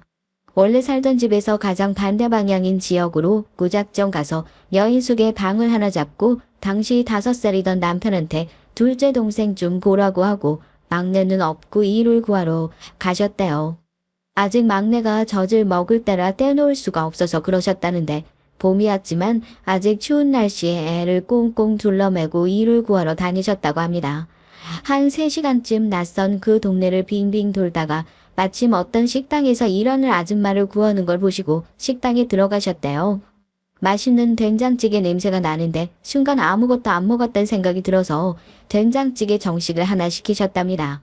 밥이라도 좀 먹어야 아기 젖이라도 먹이겠다 했는데 너무 오래간만에 먹는 제대로 된 밥이셨답니다. 식당을 살펴보니 크기도 크고 화장실을 갔다 오는데 작고 창고 같은 방이 하나 보이셨대요. 혹시 여기 주방 일 할 아줌마 구하시지 않냐고 열심히 일하겠다고 사정사정해서 그 식당 안에 딸린 방에서 살 수 있게 해주셨다고 해요. 처음엔 그 부부도 정말 난감하셨나 봐요. 사모님이 건강이 안 좋아지셔서 안 그래도 주방 아줌마로 구하긴 했는데 나이도 그리 있어 뵙지 않고 몸 푼지도 얼마 안 된 것 같은 모습에 애가 3명이나 있다고 하고 식당에서 살겠다고 하니까 걱정이 안 될 수가 없으셨겠죠. 근데 사정 설명하고 애들 얼굴 보니까 마음이 너무 쓰여서 같이 방도 쓸 수 있게 해주시고 간단하게 씻을 수 있게 수리도 해주셨답니다. 생활하는 데는 불편했지만 식당 주인 부부도 인자한 분들이셔서 돌아가면서 애들도 한 번씩 봐주시고 일하는 중간에 애들 밥도 먹일 수 있어서 그 상황에 그만한 곳이 없었대요. 거기서 남편이 13살이 될 때까지 자랐답니다. 조금 지나니까 아들이 다들 무럭무럭 커서 따로 방을 얻으셨대요. 그런데 시어머니가 그 식당에서 일하고 나서 손님도 많이 오고 맛집으로 소문이 나서 주인 부부가 돈을 많이 벌었었나 봐요. 그 부부 아들이 미국에 취업을 해서 정착하기로 했는데 부모님이랑 같이 가고 싶어 했답니다. 그래서 싼 값에 시어머니께 식당을 양도해서 그렇게 그 식당 주인이 되셨대요. 거기서 차곡차곡 돈을 모아서 새 아들 대학에 교수까지 만드신 거죠. 가게 터가 좋아서 그랬을까요? 참 운이 좋았지만 그만큼 노력하고 애쓰셔서 그 자리에 갈 때까지 얼마나 눈물이 많이 흘리셨을까요? 젊은 여자 몸으로 식당에서 일하면서 남자의 셋을 키우기란 정말 눈물 나는 하루하루였을 겁니다. 이 아들 셋은 엄마를 전혀 속썩이지 않고 다행히 너무 잘 자라줘서 시어머니 늘 고맙고 감사한 마음으로 사셨대요. 늘 고마워하는 엄마를 보면서 자라서 자기도 늘 작은 일에도 감사하면서 살았대요. 무엇보다 엄마가 있어서 늘 감사했다고 하더라고요. 그런데 엄마를 내가 좋아해줘서 처음에 정말 감동이었답니다. 자기 엄마가 너무 좋다고 하는 말에 더 반했다고요. 이 아들 셋은 자기들이 알아서 취업 후에 엄마 노후를 위해서 매달 적금을 부었답니다. 엄마한테 효도하려는 모습이 정말 귀엽더라고요. 그 점잖은 남자들이 모여서 엄마 얘기하고 고민하고 했을 생각을 하니 너무 웃겼어요. 다 말은 안 하지만 그동안 엄마와 같이 고생을 묵묵히 해왔을 이 장남을 보니까 너무 대견했습니다. 또 시아버지를 닮지 않은 삼형제가 정말 고맙기도 했고요.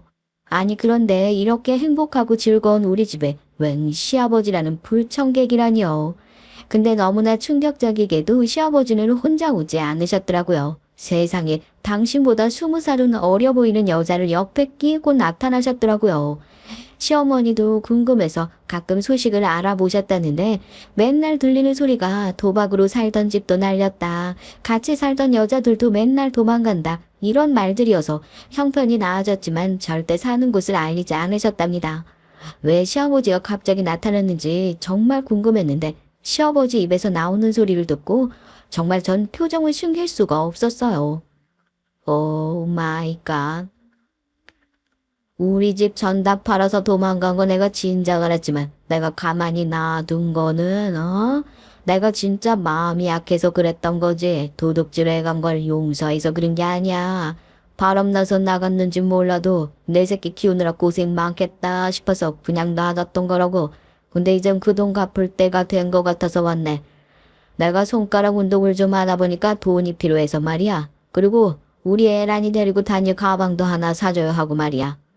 저도 덜도 말고 우리 애란이랑 같이 살 집 한 채 구해주고 달달이 150만 원씩 생활비만 보내주면 내 아무 말 없이 찌그러져 있을 테니까 강남에 있는 집으로다가 말이야. 그리고 집 구해주기 전까진 한 발자국도 못 나가니까 그렇게 알고. 다들 너무 놀라서 어원이 벙벙했어요. 막내 도련님이 말을 하더라고요. 누구세요? 저희는 아버지 없습니다. 나가주세요. 본 적도 들은 적도 없는 분 같은데 나가주세요. 뭐? 아버지가 없어? 너는 뭐 하늘에서 떨어졌냐? 어디 애비 없이 자란 티를 내고 있어? 저도 아버지 없이 산지 20년 넘었습니다. 얼굴도 오늘 처음 보는 것 같은데 대체 누구십니까? 전 어렸을 때부터 아버지 없이 살았고 앞으로도 그럴 겁니다. 가세요. 그리고 양심 있어야지. 2, 30년 만에 갑자기 나타나선 저런 여자를 데리고 나타나요? 어머니가 저희 임신하셨을 때도 본체 만취하셨다더니 그러고도 남을 뿐이시네요. 이 집에서 썩 나가세요. 아니면 신고할 겁니다. 아니 오빠, 지금 오빠 아들이 나보고 저런 여자라고 한 거야? 아무리 오빠 없이 저렇기로서니 너무 버릇이 없다. 지금부터라도 오빠가 같이 살면서 예의 좀 가르쳐야겠어. 버르장머리가 없다. 버르장머리가. 사람들이 왜 저렇게 이기적일까요? 뒤에서 듣고만 있는데 비가 거꾸로 솟는 느낌이었습니다. 전 이 집 첫째 며느리입니다. 법원에서 일하고 있고요. 20년 넘게 집안을 살피지도 않다가 갑자기 집을 마련해 달라고 이렇게 불법으로 가택 농성을 하시면 법에 저촉될 뿐더러 법적 제재가 가해질 거예요. 시어머니가 전담을 팔아서 오신 걸로 아는데 그 정도 금액은 삼형제 양육비로 턱없이 부족해요. 시어머니 임신 후에 당신이 시어머니께 한 행동들과 위해는 시어머니가 가출할 수밖에 없는 환경을 제공했기 때문에 시어머니가 가출하신 것도 법적으로 정상 참작돼요. 하지만 결혼 생활 동안 어떤 경제적 활동을 하신 적도 없고 지난 20년 동안 한 번도 양육비를 보내신 적이 없으신데 그건 어떻게 하시겠어요? 애 하나 대학 졸업까지 시키는데 3억 든대요. 3명이니까 9억이네요. 그동안 어머니께서 전액 부담하셨으니까 당이라도 내셔야죠. 거기다 임신한 어머니 방치, 생활비 일제 주지 않았고 잦은 외도로 정신적 피해 보상까지 하셔야죠. 그리고 어머니께서 들고 가셨다는 그 땅, 그 지역 대부분 그린벨트 묶여있는 지역이던데요.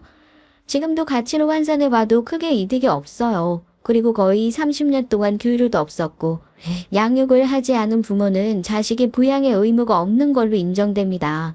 법대로 하시면 양육비부터 지불하셔야 할 텐데 그것부터 주고 얘기하시죠.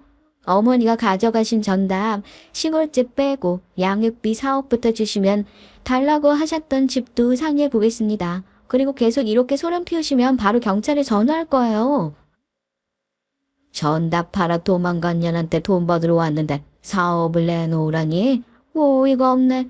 난 내 집 지기 전까지 절대 못 나간다. 얘들아, 다들 너무 걱정하지 마. 오랜만에 왔는데 언성만 높이는 것도 아닌 것 같다. 당신도 애들 자란 모습 처음 보겠네요. 얘가 큰애고 얘가 둘째, 셋째입니다. 당신 없지만 나 정말 고생하면서 애 셋 번듯하게 다 교수 만들었어요. 어쨌든 아버지니까 다들 인사 올리고 옆에 있는 애들은 우리 며느리들이요. 다들 똑똑하고 참 예뻐요. 내가 남편 복은 없지만 자식 복, 며느리 복은 있어서 이렇게 삽니다. 당신이 달라는 건 한 푼도 못 줘요. 내가 어렵게 일군 살림이고 그때 우리 친정 쪽에서 해준 애들 돌반지, 내 폐물들 당신이 다 가져가서 다 팔아먹었던 건 기억 안 나요? 그게 내가 팔아서 왔던 전답 시골집보다 더 비싼 것들이에요. 그래서 난 10원도 줄 돈이 없습니다. 오늘 이후로 안 봤으면 좋겠네요. 다들 저녁 시간이니 저녁이나 먹고 가시고 생각 없으시면 그냥 가세요. 다들 어머니를 말렸지만 듣지를 않으셨죠. 그 오랜 세월 고생하시고 이상한 여자까지 한 명 데려온 남편한테 손수 밥을 지어주시다니 대체 어떤 마음이신 걸까요? 전 너무 놀라서 살아있는 보살님 천사 뭐 그런 걸 보는 느낌이었습니다. 막내 동서는 눈물을 훌쩍거리면서 엄마 그러지 말고 그냥 경찰 불러요. 저런 사람들 상대할 필요 없어요. 네? 굳이 저런 사람들 밥까지 차려 먹일 필요 있어요? 그냥 내쫓아 보내세요 엄마. 오랜만에 모였으니까 밥 한 끼 정도 하는 것도 나쁘지 않어. 생각지 못한 사람도 같이 왔지만 뭐 어쩌겠니. 원래 저런 위인인데 혼자 오기 도저히 면이 안 서서 저 여자랑 맞설 수도 있어. 예전엔 풍채도 있고 키도 컸었는데 지금 보니 못 먹고 살았는지 얼굴 꼴이 말이 아니더라. 밥이라도 한 끼 먹여서 보내고 싶다. 시어머니가 차려준 밥을 먹고 잠시 울컥해 하는 것 같다는 생각을 한 건 제 오산이었어요. 밥이 맛이 없다며 타박을 하기 시작했고 그 여자는 한술 더 떴습니다. 아니 반찬이 다 풀떼기 생선 쪼가리밖에 없어 이거. 식당 한다더니 솜씨가 이거밖에 안 돼요. 아 진짜 입맛 버렸네. 오빠 우리 고기 좀 먹자. 야 똑똑하신 첫째 며느리 가서 고기 좀 내와. 우리 애란이요 고기 먹고 싶다잖아. 빨리. 그렇게 원하시면 드세요 고기. 비가 뚝뚝 떨어지는 생고기를 그냥 상 위에 올렸죠. 막내 동서는 그걸 보고 장난꾸러기처럼 막 웃더라고요. 화가 난 시아버진 노발대발했고 그걸 본 시어머니는 일어나서 또 고기를 볶으려 하시더군요. 한쪽에선 고기 달라고 난리고 우리 시어머니를 말리느라 난리였습니다. 밥 먹었으면 가라고 했지만 애초에 돌아갈 생각이 없이 온 사람들이라 밥을 먹어도 딩가딩가거리며 도저히 가려고 하질 않더라고요. 정말 난감했어요. 이 진상들을 대체 어떻게 해야 할까요? 우리가 각자 집으로 돌아가고 나면 어머니 혼자 저 진상들을 상대해야 되는데 도저히 마음이 불편해서 안 되겠더라고요. 며느리 셋이서 의기투합해서 시어머니 댁에서 출퇴근하기로 했습니다. 어머니도 식당 출근하시고 나면 빈집에서 둘이서 자기네들 세상인 것처럼 아주 집을 더럽혀 놓고 시어머니를 괴롭히려고 하더라고요. 제가 결혼 후에 혼자 계실 어머니 때문에 걱정돼서 거실에 CCTV를 설치해 놓은 게 있었어요. 평소엔 어머니 프라이버시도 있으니까 그렇게 지켜보고 있진 않았지만 지금이 기회다 싶더라고요. 또 어머니 방이랑 저희들이 쓰는 방에도 도어락을 설치했고요. 어디선 사람을 도둑년 취급하는 거야 뭐야. 방에다가 왜 저런 걸 다는데 왜. 집만 해결해주면 가겠다니까. 아 왜 사람을 이딴 취급을 하는 거야. 아 누가 뭐 훔쳐가겠대. 훔쳐가고도 남을 것처럼 보여서요. 저희 집에 저희가 안전장치 다는데 왜 그렇게 노발대발하세요? 뜻대로 안 돼서 열받은 사람처럼?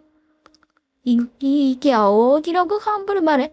내가 뭘 하려고 한다는 건데 어? 집 해주고 생활비 주면 곱게 가주겠다고 하잖아. 너 예전 같으면 내가 작은 시어머니야. 알아? 아, 상황 파악이 좀 잘 안 되시나 본데 지금이 무슨 조선시대라도 된 줄 아나 봐요. 그 시대에도 당신 같은 사람을 그렇게 부르잖아요. 첩년이라고. 아, 참. 나 무시하지 마. 첩도 아니고 첩년이라고. 너 두고 봐라. 오빠. 그 소리 듣고 달려온 시아버지가 또 개끼를 부르신다고 저한테 달려드시더라고요. 제 뺨을 때리려고 하셨는데 제가 살짝 피했더니 더 열받아서 더 힘을 세게 실으시더라고요. 이거 살짝 맞을까 싶은 생각이 갑자기 들더라고요. 연기 한번 제대로 해봐. 제가 요령 있게 맞고 쓰러졌는데 마침 들어오신 시어머니가 그 광경을 보신 겁니다. 전 CCTV로 찍혔을 거니까 분리할 때 써먹어야지 했는데 제가 맞는 걸 보고 시어머니가 완전 화가 나신 거예요. 이게 대체 뭐 하는 짓들이야? 당신 뭔데 얘를 때려? 나도 귀에서 구중 한번 안 한 내 며느리한테 당신 뭔데 이런 짓거리야? 어디 손을 대? 당장 나가. 저 여자 데리고 당장 나가라고. 놀란 건 저였어요. 어머니가 저렇게 큰 목소리로 소리를 지르는 것도 처음이었고 엄청난 괴력으로 그 두 사람 진가방을 집 밖으로 다 내던지고 떠밀어 내쫓아 버리셨거든요. 시어머니 씩씩거리시다가 절 안고 펑펑 우셨습니다. 괜찮냐고 하시면서 연신 제 얼굴을 잡고 미안해 하시면서 우시더라고요. 요령 있게 살짝 맞았는데 어머니께서 우시니까 저도 눈물이 나서 한참을 같이 울었습니다. 그 수십 년을 참고 산 마음이 한 번에 터지셨는데 왜 눈물이 안 나겠어요. 어머닌 그 오랜 세월 소중하게 키운 아들이 사랑하는 여자, 내가 지켜줘야 한다 이런 생각밖에 없으신 것 같더라고요. 퇴근 후에 가족들이 다들 왔었는데 집안 꼴이랑 저희 얼굴을 보고 상황이 심각한 걸 알았나 봐요.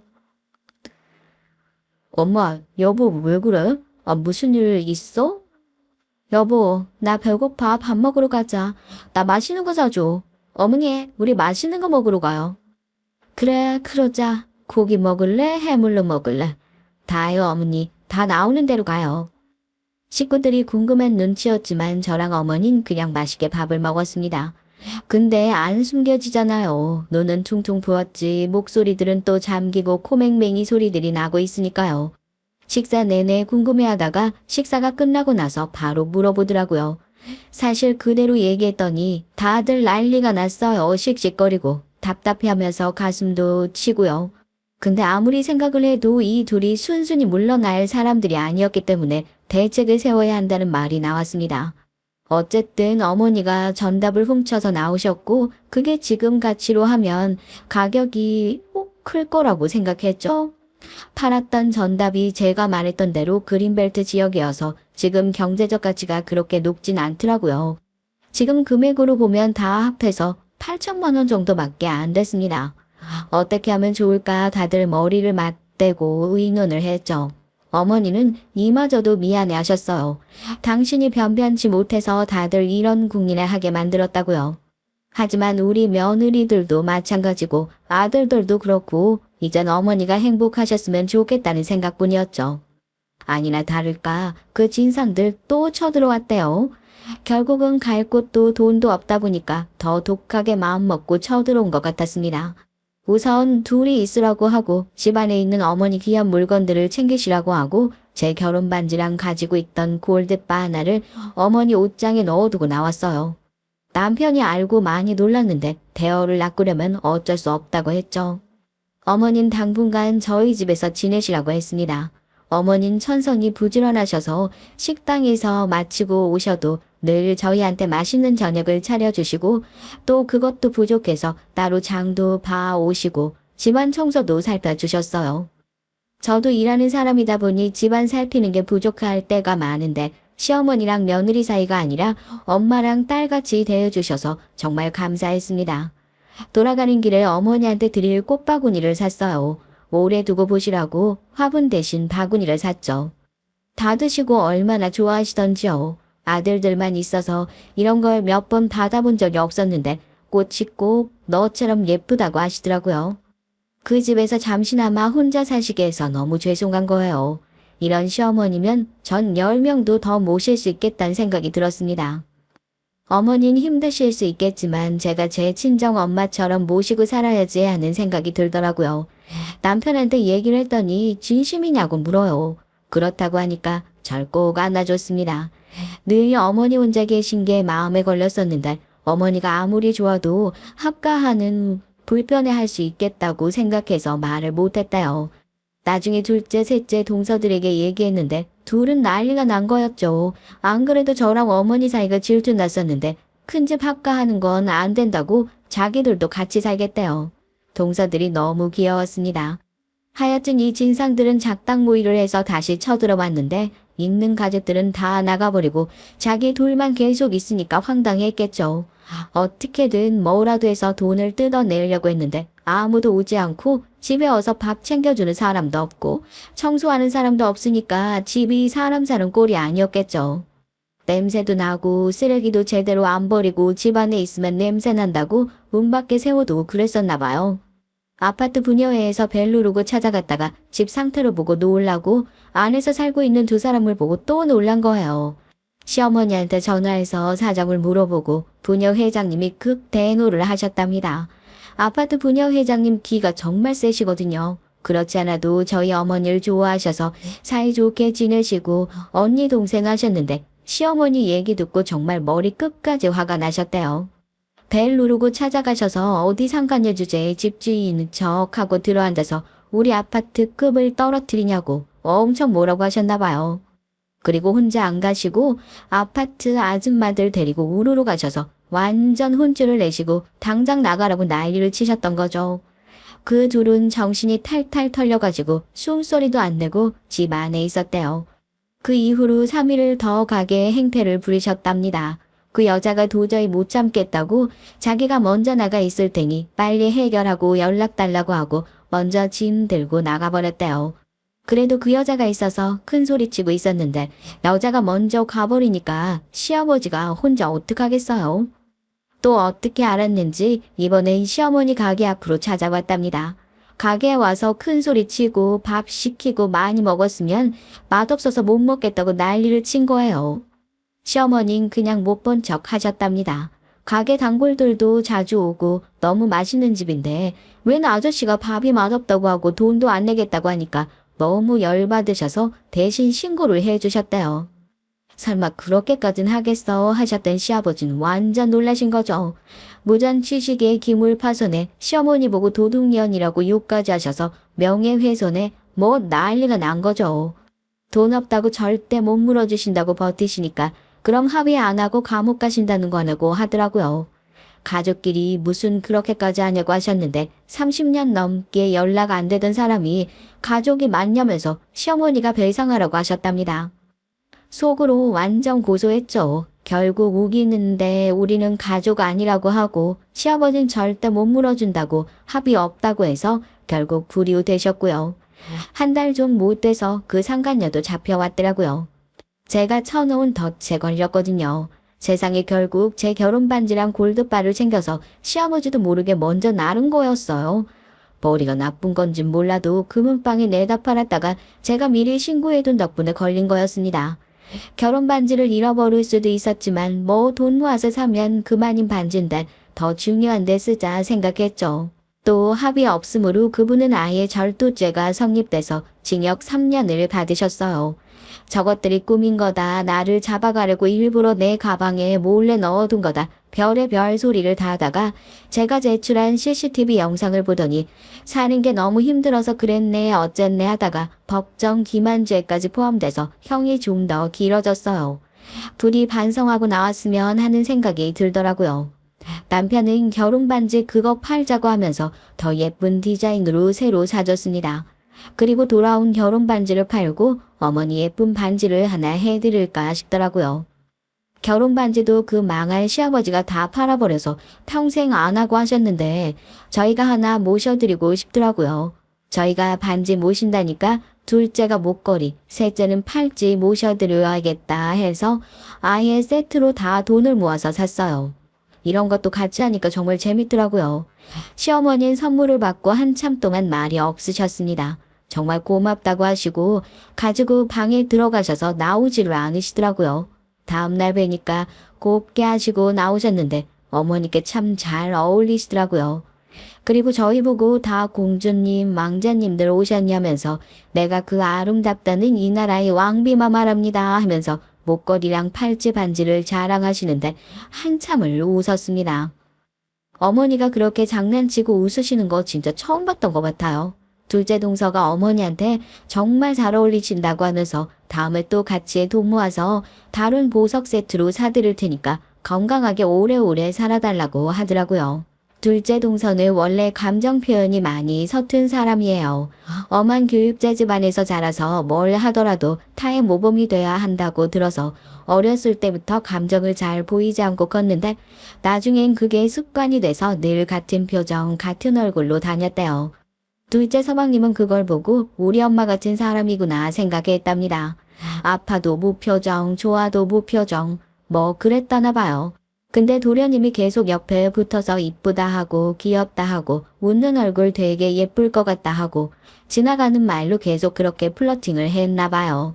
처음엔 그냥 듣고 말았는데 그게 계속 반복되니까 자기도 모르게 그 모습에 웃고 있는 자신을 발견했답니다. 표정이 밝아지고 나서 강의할 때도 재밌어지고 학생들한테도 조금씩 원래 좋아했던 유머나 농담도 하고 그랬었대요. 무뚝뚝한 표정으로 지나가듯이 농담하니까 학생들이 더 웃겨서 수업 분위기도 좋아지고 다 같이 아재 개그 하나씩 1시간마다 발표하기도 하고 하면서 학생들이 수업 참여도도 정말 좋아졌대요. 둘째 동선 서방님한테 저한테 왜 계속 그런 말들을 하시는지 모르겠지만 제가 덕분에 좀 자신감도 생기고 밝아지는 것 같다고 감사하다고 했습니다. 서방님은 그럼 저한테 밥 좀 사주세요 그랬는데 피할 줄 알았던 동서가 10번 사겠다고 하는 바람에 밥도 먹고 술도 먹고 하다가 사귀게 됐대요.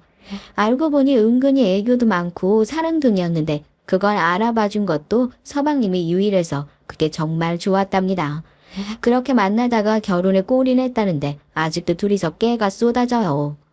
그렇게 무덤덤한 줄 알았던 동서가 어머니께 오래오래 같이 살자고 하니까 너무 감동적이더라고요. 그래 고맙다가 하시는데 질투할 줄 알았던 셋째 동서가 옆에서 보고 한참을 울고 있더라고요. 너무 보기 좋다고 하면서 이런 집안에 들어와서 정말 감사하다고 하더라고요. 다들 기분 좋은 날이라서 외식하고 오랜만에 시어머니 집에서 웃으면서 대화 삼매경에 빠져 있었던 그때 갑자기 초인종이 울렸어요. 뭔가 찝찝하고 불안했는데 구리되어 있던 시아버지가 풀려났는데 이번엔 또 다른 여자를 데려왔더라고요. 저번보다 더 젊고 독해 보이는 여자였죠. 능력도 좋으셔. 속으로 이렇게 생각했지만 대체 왜 저런 젊은 여자들이 시아버지 옆에 붙어서 저러는지 참 다 돈 때문이겠죠. 또 밥을 내놓으라고 하고 똑같은 레파토리가 시작됐습니다. 그래, 나 콩밥 먹이고 너희들 잘 먹고 잘 살고 있었겠다. 어이구, 저 목걸이랑 쥐고리는 또 뭐야? 돼지 목에 진주 건다고 뭐 달라지냐? 내 돈 갖고 날라서 지금까지 잘 먹고 잘 살면 이 점 보상을 해줘야지. 빨리 돈 갖고 오라고. 돈 갖고 오기 전까지 나 한 발자국도 못 나간다고. 경찰에 신고하려고 하는데 막내 동서가 나서더라고요. 제가 은행에 다녀서 돈을 빨리 마련할 수 있을 것 같아요. 오늘은 이만 돌아가시고 내일 저녁에 다시 오시면 돈 마련해 두겠습니다. 단 5천만 원 이상은 힘들어요. 그 땅 가격은 5천만 원 안 되는 거였지만 하여튼 받아주시고 다음에 다시 찾아오지 않는 조건으로 드리는 겁니다. 어떡하시겠어요? 뭐 5천? 누굴 병신으로 하나? 5천 가지고 먹고 떨어지라는 건데 우린 절대 그렇게 못하지. 싫으면 5천도 못 드리니까 그런 줄 아세요. 이 집에 있거나 말거나 저희 다 나가면 그만입니다. 우리 다들 가자고요. 은행원이라고? 그래 어디 솜씨 한번 보자. 5천이라고? 시애비한테 빳빳한 새 돈으로 내일 저녁 7시까지 준비해와라. 그때까진 이 집에서 못 나간다. 어머니를 모시고 우선 우리 집으로 모셨어요. 어머니는 또 한숨만 푹푹 쉬시고 걱정을 하시더라고요. 막내 동서가 다 생각이 있어서 하는 일을 테니까 걱정 마시라고 안심시켜드렸죠. 전 제발 어떻게든 무사히 저 사람들과 얽히는 일 없이 평화롭게 살고 싶은 마음뿐이었습니다. 다음날 저녁에 동서가 캐리어에 돈을 넣어서 왔더라고요. 빳빳한 새 돈이긴 한데 이상하게 5만원권이 아니라 만원권이어서 캐리어가 꽤 무거웠어요. 5만원권으로 신권이 모자라서 만원권으로 가져왔다 했는데 무게가 꽤 나가더라고요. 돈을 보더니 둘 다 갑자기 표정이 바뀌어서 빨리 가져가겠다고 했어요. 그러기 전에 다시는 나타나지 않겠다는 각서를 써달라고 하니까 고민하다가 사인하고 시아버지는 신나게 나가셨죠. 그렇게 우리는 모든 게 마무리됐을 거라고 생각했는데 막내 동서 혼자 비장한 표정을 하고 있더라고요. 돈은 좀 아깝지만 그래도 이렇게 해결돼서 다행이라고 생각하고 있었는데 막내 동서가 씩 하고 웃더라고요. 돈 안 잃어버릴 거라고 하면서요. 좀 기다려보면 알 거라고 해서 우리는 궁금해만 하다가 말았는데 며칠 후에 경찰서에서 연락이 왔어요. 세상에. 시아버진 크게 다쳤고 여자 혼자 캐리어를 들고 도주 중이라고 하더라고요. 알고 보니까 시아버지를 도와서 돈을 뜯어낸 그 여잔 무겁게 돈을 옮기다가 돈이 더 욕심이 났다고 해요. 지하철 계단에서 시아버지를 밀어버리고 혼자 돈을 들고 튀었다고 하더라고요. 결국 여러 군데 골절을 입으셨는데 검사하다 보니까 당뇨도 심해서 결국 치료를 받아야 한다고요. 어쩐지 밥도 제대로 못 먹고 맨날 맛이 이상하다 하던 게 몸이 아파서 그런 거였나 봅니다. 이상하게 많이 말라있더라고요. 그러면서 그 여자들은 또 어떻게 그렇게 데리고 다니는 건지 정말. 막내 동선 캐리어도 금방 찾고 돈도 금방 찾을 수 있을 거라며 호언장담하길래 무슨 일인가 했더니 돈의 일련 번호가 다 저장되어 있어서 어디로 돈을 송금하거나 하면 그 추적도 가능하게 만들어둔 거였더라고요. 게다가 일부러 옮기기 힘들라고 만원권으로 싸그리 뽑은 거라고 해서 너무 웃겼습니다. 그리고 캐리어에도 추적 장치가 있어서 그 여자는 얼마 안 돼서 경찰에 잡혔다고 하더라고요. 재수없는 영감탱이라고 소리를 지르면서요. 자기는 일을 해주고 자기 몫을 챙긴 것뿐이라고 하면서 자긴 죄가 없다고 했는데 CCTV에 자기가 밀어 떨어뜨리는 게 다 나왔었는데 발뺌하다가 형량이 더 커졌다고 하더라고요. 정말 사람은 뿌린 대로 거두는 것 같아요. 동서 덕분에 그 여자도 빨리 잡았지만 다친 시아버지는 충격이 컸는지 먹는 것도 잘 안 먹고 자기 신세를 서글퍼만 한다고 하더라고요. 두 다리가 부러지고 골반도 부서져서 몇 개월 동안 치료가 필요하다고 합니다. 어머니가 나 혼자 찾아가 보겠다고 하셔서 말리질 못하고 보내드렸어요. 그래, 다친 데는 많이 아프죠? 큰 돈 가지고 크게 한탕 해야 되는데 그걸 못해서 많이 속상했겠어요. 가족한테 돈 뜯어가는 좀 행복하게 살지.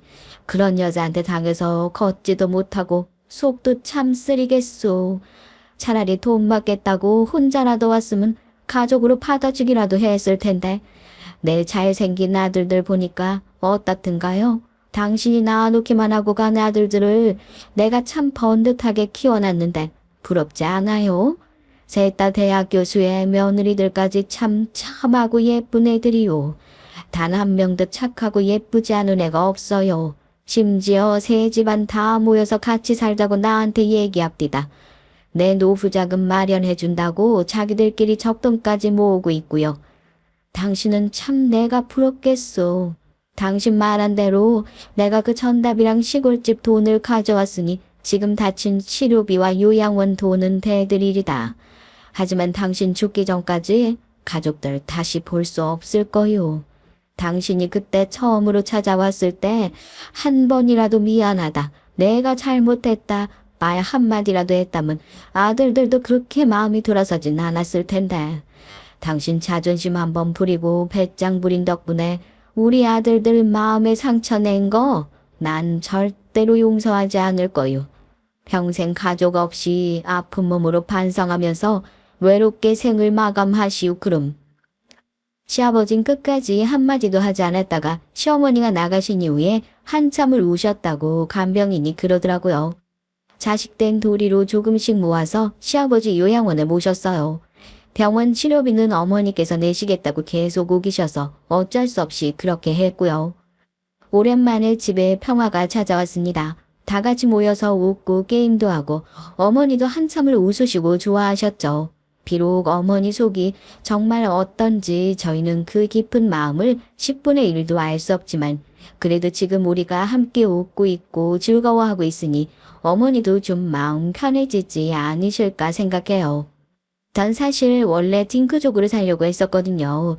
일을 하면서 사는 게 좋기도 하고 오래 가지고 있던 직업에 대한 만족이 컸습니다.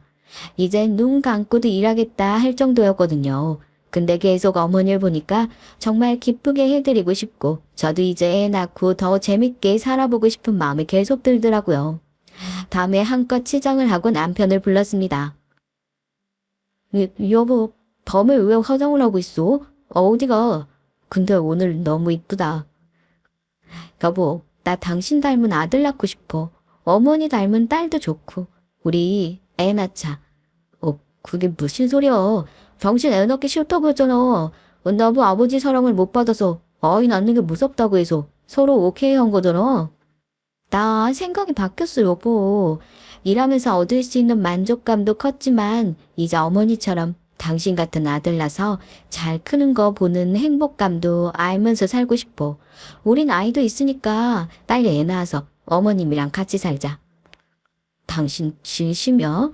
애 낳아서 엄마처럼 행복해지고 싶다는 게? 엄마 할머니 만들어드리면 좋아하실 것 같아서 그런 것도 있지? 맞아. 어머니 속이실까 싶기도 하고 우리한테 티 안 내시는데 혼자 외로우실까 걱정도 되고 해서 애가 졌다고 어머니 계셔야 한다고 우겨서 합가해버릴까 싶어서. 저기요. 정말 내가 결혼 너무 잘한 것 같아. 어디서 이런 천사가 왔지?